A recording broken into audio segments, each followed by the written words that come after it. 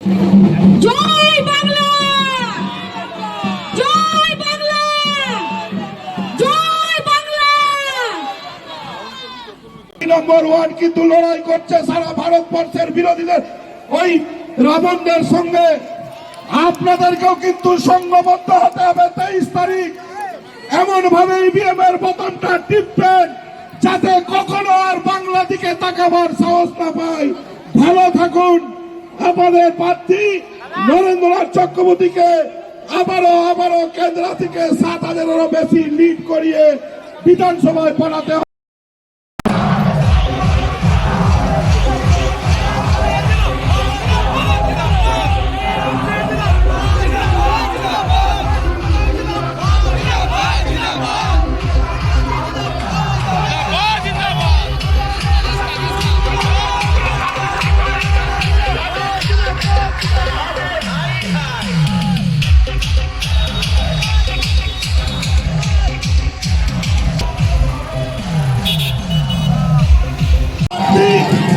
আপনাদের ঘরের ছেলে নরেন্দ্রনাথ চক্রবর্তী এসে উপস্থিত হচ্ছেন।